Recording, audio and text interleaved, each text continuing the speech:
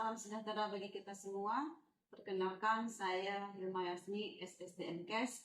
Saya dosen tetap pada Prodi Keperawatan Kesehatan Poltekkes Kemenkes Aceh. Pada hari ini saya akan menyampaikan tentang teknik pengajaran saya dengan menggunakan metode DIA, yaitu Delivery, Interaction, dan Assessment. Yang menjadi fokus mata kuliah saya adalah mata kuliah keperawatan maternitas, dan saya sebagai pengampu atau koordinator pada mata pelajaran tersebut. Selanjutnya, saya akan menjelaskan deskripsi mata kuliah keperawatan maternitas yang saya ampu. Mata kuliah keperawatan maternitas dengan kode 4212 dengan bobot 3 SKS, 2 SKS teori dan 1 SKS praktikum berada pada tingkat 2 semester 4. Adapun deskripsi singkat mata kuliah ini membahas tentang konsep dasar keperawatan maternitas, konsep keperawatan ibu hamil normal, konsep ibu intranatal normal, konsep bayi baru lahir, konsep ibu postpartum normal, serta konsep keluarga berencana dan gangguan reproduksi. Capaian pembelajaran mata kuliah ini pertama, masa mampu menjelaskan konsep dasar keperawatan maternitas. Yang kedua, masa mampu menguraikan konsep asuhan keperawatan pada ibu hamil fisiologis dan patologis. Yang ketiga, masa mampu mendemonstrasikan praktik asuhan keperawatan pada ibu hamil fisiologis dengan komplikasi. Yang keempat, masa mampu menguraikan konsep asuhan keperawatan intranatal. Yang kelima, masa mampu mendemonstrasikan praktek asuhan keperawatan intranatal. Yang keenam, masa mampu menguraikan konsep asuhan keperawatan bayi baru lahir. Yang ketujuh, masa mampu mendemonstrasikan praktek asuhan keperawatan bayi baru lahir. Yang kedelapan, masa mampu menguraikan konsep asuhan keperawatan pada ibu postpartum, persalinan, dan seksio sesaria. Yang kesembilan, masa mampu mendemonstrasikan praktik asuhan keperawatan pada ibu postpartum. Yang ke-10, masa mampu menguraikan konsep keluarga berencana. Yang ke-11, masa mampu menguraikan konsep asuhan keperawatan pada pasien dengan gangguan sistem reproduksi. Yang ke-12, masa mampu mendemonstrasikan praktik asuhan keperawatan pada pasien dengan gangguan sistem reproduksi. Pada saat mengawali perkuliahan, saya awali dengan perkenalan dengan mahasiswa untuk menjalin keakraban dan hubungan keluarga dengan mahasiswa. Yang kedua, saya membuka diskusi dengan mahasiswa dengan motivasi mahasiswa agar lebih giat dan semangat dalam belajar, terutama di NK keperawatan maternitas. Selanjutnya, saya bahas kontak perkuliahan yang membahas bagaimana proses perkuliahan yang akan dijalani selama 1 semester. Dengan jumlah pertemuan minimal itu adalah untuk teori 80% dan praktikum 100%. Juga akan diadakan modul perkuliahan yang akan sebagai acuan mahasiswa dalam memahami materi dan untuk mendapatkan materi secara lengkap. Dan saya juga melakukan persepsi dengan mahasiswa untuk menggali sejauh mana pengalaman mahasiswa tentang mata ajaran keperawatan maternitas ini. Pelajaran terdiri dari yang pertama adalah tentang konsep asuhan keperawatan maternitas. Yang kedua, konsep asuhan ibu hamil fisiologis dan patologis. Yang ketiga, praktek asuhan keperawatan pada ibu hamil fisiologis dan dengan komplikasi. Yang keempat, tentang konsep asuhan keperawatan intranatal. Yang kelima, praktek asuhan keperawatan intranatal. Yang keenam, konsep asuhan pada bayi baru lahir. Yang ketujuh, praktek asuhan keperawatan pada bayi baru lahir. Yang kedelapan, konsep asuhan keperawatan pada ibu postpartum, persalinan normal, dan seksio sesario. Yang kesembilan, konsep asuhan keperawatan pada ibu postpartum, persalinan, dan SC. Yang ke-10, konsep keluarga berencana. Yang ke-11, konsep asuhan keperawatan pada gangguan sistem reproduksi. Yang ke-12, praktek asuhan keperawatan pada pasien dengan gangguan sistem reproduksi termasuk mioma, kista, infeksi, CA, dan CA cervix. Pada pertemuan pertama, di sini untuk capaiannya adalah mahasiswa mampu menjelaskan konsep dasar keperawatan maternitas. Pertemuan kedua, mahasiswa mampu menguraikan asuhan keperawatan pada ibu hamil fisiologis patologis. Pada pertemuan ketiga, mahasiswa mampu mendemonstrasikan praktek asuhan keperawatan pada ibu hamil fisiologis dan fisiologis. Pada pertemuan keempat, mahasiswa mampu menjelaskan tentang Konsep asuhan keperawatan pada intranatal atau pada ibu bersalin. Teman kelima, masa mampu mendemonstrasikan praktek asuhan keperawatan pada intranatal tahap 1, 2, dan tahap 3. Pada pertemuan ke-6, mahasiswa mampu menjelaskan tentang konsep asuhan keperawatan pada bayi baru lahir. Pertemuan ke-7, masa mampu mendemonstrasikan praktek asuhan keperawatan pada bayi baru lahir. Selanjutnya, pertemuan ke-8, masa mampu menguraikan konsep asuhan keperawatan pada ibu postpartum. Pada pertemuan 9, masa mampu mendemonstrasikan praktek asuhan keperawatan pada ibu postpartum, persalinan normal, dan seksio cesaria. Selanjutnya, pada pertemuan ke-10, masa mampu menguraikan tentang konsep keluarga berencana. Pada pertemuan 11, masa mampu menjelaskan tentang konsep asuhan keperawatan pada pasien dengan gangguan sistem reproduksi. Pada pertemuan ke-12, masa mampu mendemonstrasikan praktek asuhan keperawatan pada pasien dengan gangguan sistem reproduksi. Pada pertemuan ke-8 itu adalah UTS dan pertemuan ke-16 itu adalah ujian akhir semester. Itulah gambaran perkuliahan mata kuliah keperawatan maternitas, dan pada penyampaian materi ke mahasiswa dengan beberapa strategi. Pertama adalah saya menggunakan textbook seperti buku ajar keperawatan maternitas karangan Bobat. Kemudian juga dengan memakai media online seperti Google dan Google Scholar agar mahasiswa dapat mendapatkan topik-topik yang menarik. Selanjutnya, selama perkuliahan saya berinteraksi langsung dengan mahasiswa dan juga dengan menggunakan Zoom meeting untuk menjelaskan materi yang lebih lanjut. Strategi kedua adalah dengan case method, ya, dengan memberikan contoh kasus kepada mahasiswa dengan berkolaborasi untuk menyelesaikan masalah-masalah yang terdapat di MK keperawatan maternitas. Selanjutnya dilakukan praktikum untuk mengasah keterampilan mahasiswa dan kompetensi-kompetensi tertentu yang dilakukan di lab keperawatan Prodi Keperawatan Aceh Selatan. Bentuk interaksi lain saya dengan mahasiswa adalah dengan menggunakan WhatsApp group, di mana mahasiswa itu bisa berbagi informasi, sharing, dan bertanya tentang materi-materi yang mereka belum menguasai. Pelaksanaan asesmen dalam pelajaran maternitas ini adalah dengan bagaimana saya melakukan penilaian kepada mahasiswa. Penilaian saya awali dengan melakukan penjelasan di kontrak organ tentang bobot penilaian, di mana bobot penilaian adalah terdiri dari dua. Bobot penilaian teori terdiri dari bobot penilaian UTS dan UAS dengan minimal syarat kehadiran itu 80%, sedangkan bobot penilaian kedua adalah di praktikum dengan minimal kehadiran itu 100%. Selanjutnya, mari ikuti saya di perkuliahan kami. Selamat menyaksikan, terima kasih. Assalamualaikum warahmatullahi wabarakatuh. Waalaikumsalam.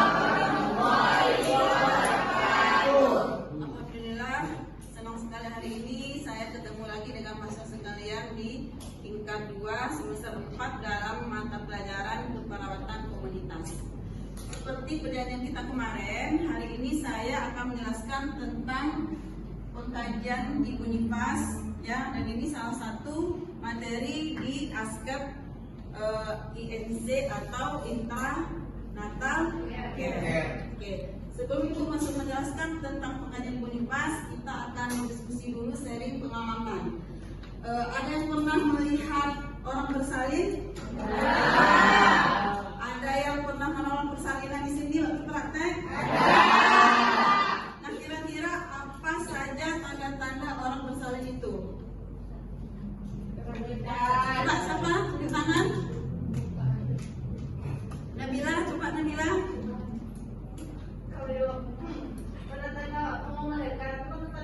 Mau melahirkan atau bersalin sama kan? Ya. Tanda-tandanya perutnya tulang, terus mules-mules, ingin merasa ingin mengejar, terus adanya dorongan ingin mengejar, terus sama ini pertumbuhan pecah. Bagus ya. Jadi ada nggak kita lihat, oh ini orang udah mau melahirkan, perutnya udah kering atau nggak jadi melahirkan? Ada. Itu semua tidak lepas pentingnya pengkajian pada ibu intranatal. Jadi tujuan pelajaran ini untuk mengetahui apakah seorang ibu itu benar akan bersalin atau hanya kis palsu. Ya. Oke. Baik. pernah kita sampaikan dulu di grup. Untuk materi ini sudah saya sampaikan untuk dibaca di awal untuk tatanan persalinan, ya sudah kita bahas kemarin. Hari ini kita fokus ke pengkajian pada ibu intranatal. Ya, pengkajian ini dimulai dengan anamnesa pada ibu intranatal.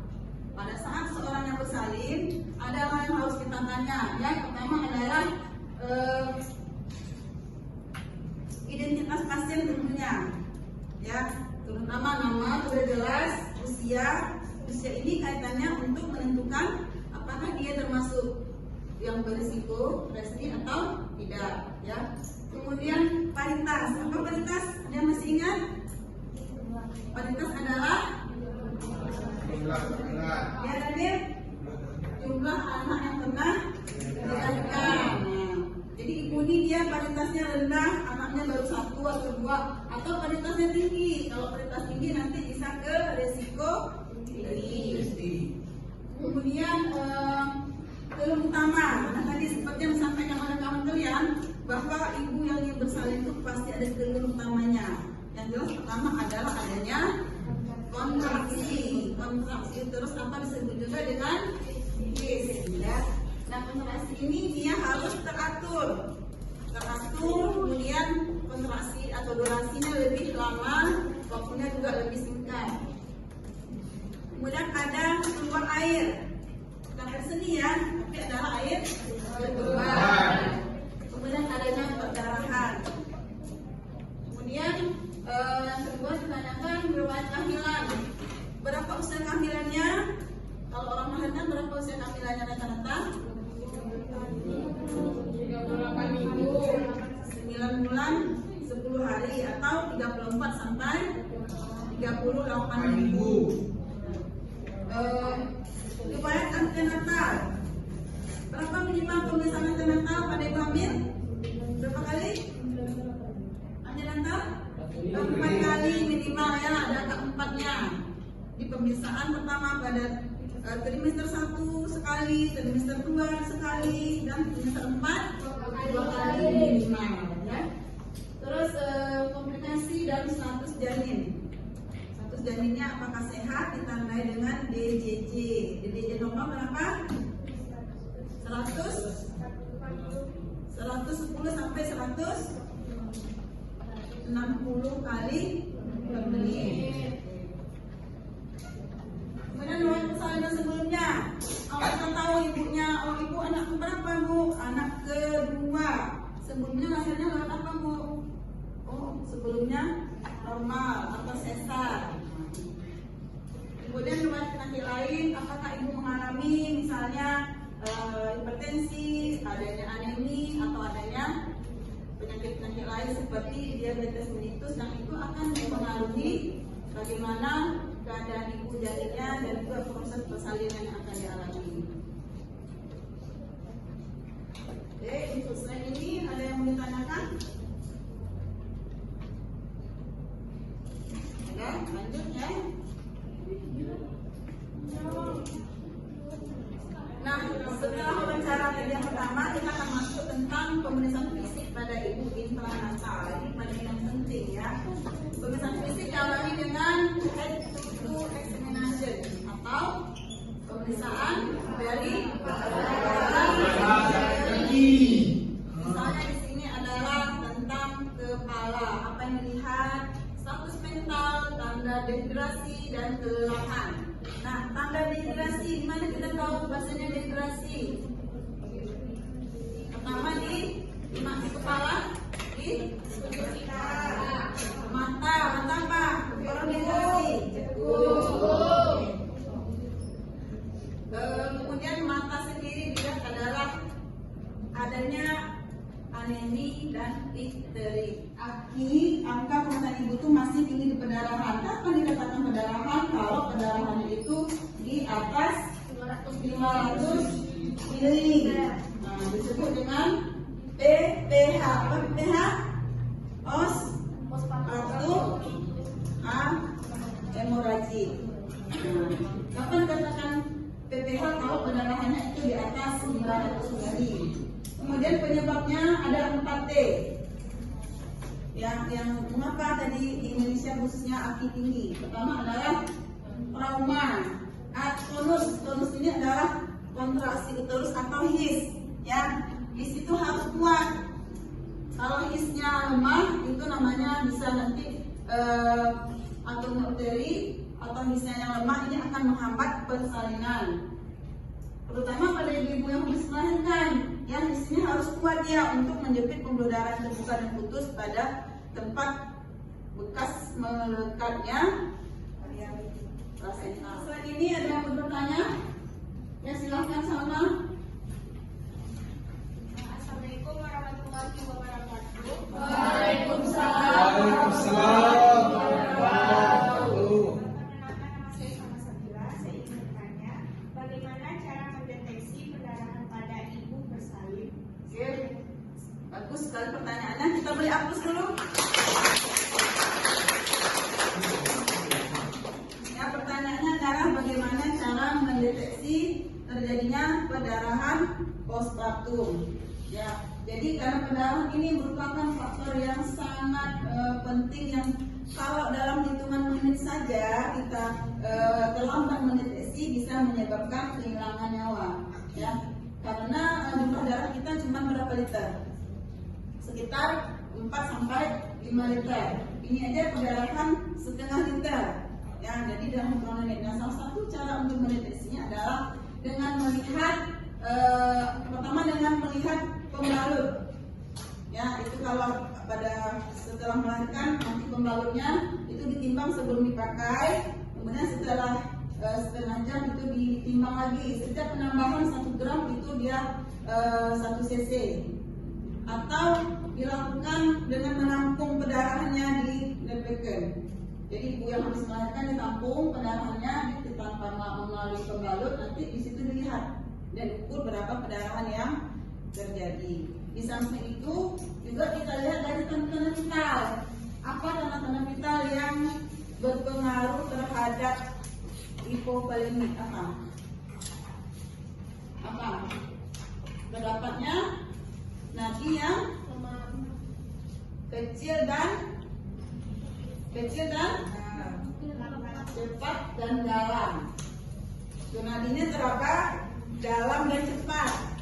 Nah, itu adalah tanda-tanda shock hipovolemik atau kekurangan cairan. Dalam hal ini pada ibu hamil adalah perdarahan. Ya. Tapi kalau belum 500 darahnya misalnya masih 300 itu masih aman. Ya, apa yang dilakukan nanti hanya dilakukan masase. Ya, masase untuk merangsang kontraksi. Ada berapa kala dalam kehamilan?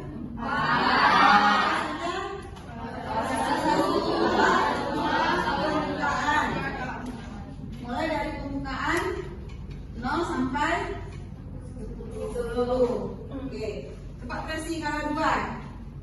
Kala 2 mulai dari kala 2 kala pengeluaran. Mulai dari pembukaan lengkap sampai selanjutnya janin. Kala 2 ya, jangan lupa ya. Kala 3 plasenta, betul. Mulai dari lahirnya janin sampai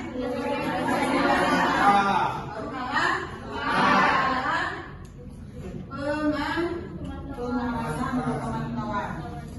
Oke, untuk slide ini ada yang mau ditanyakan? Ya, silakan Rizka.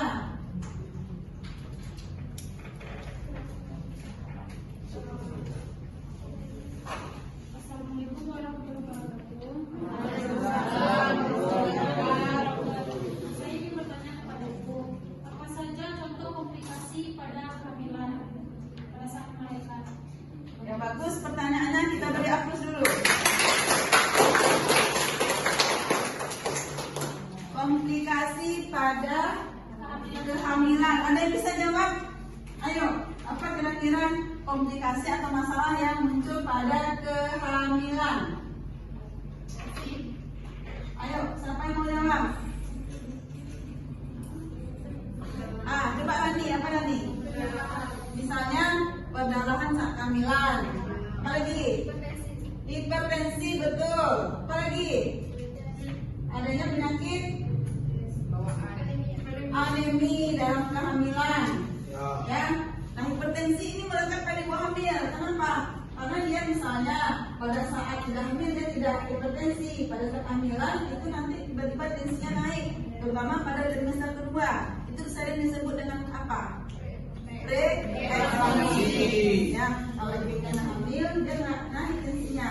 Tapi karena efek dari kehamilan tensinya naik, itu nanti di preeklamsi, dan ini akan kita bahas di pelajaran patologi dalam kehamilan. Akan saya simpulkan bahwa pengkajian pada ibu intranatal itu merupakan hal yang sangat penting, yang itu akan bisa mendeteksi adanya kelainan atau masalah yang muncul pada ibu hamil. Ya. Yang kedua, penting kita melakukan pengkajian itu pada setiap kala dari persalinan. Ya, ada berapa kala persalinan tadi? 4. Coba Nanda sebutkan kala persalinan. Kala persalinan ada 4. Ada 4, kelas 1, kedua, ketiga, keempat. Bagusnya ada bisa lebih detail lagi. Coba Anani. Kelas 1 dimulai dari pembukaan 1 sampai 10. Kalau kala 2 dimulai dari melahirkan janin. Kala ketiga lahirnya plasenta, dan kala 4 proses penyembuhan. Bagus.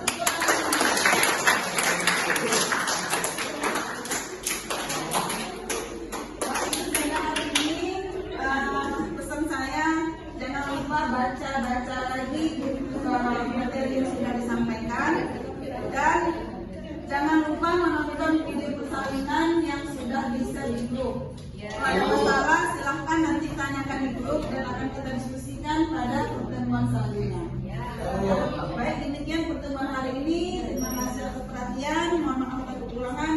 Assalamualaikum warahmatullahi wabarakatuh.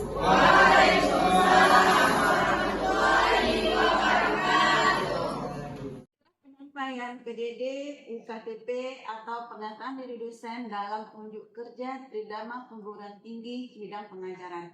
Terima kasih, semoga bermanfaat. Assalamualaikum warahmatullahi wabarakatuh.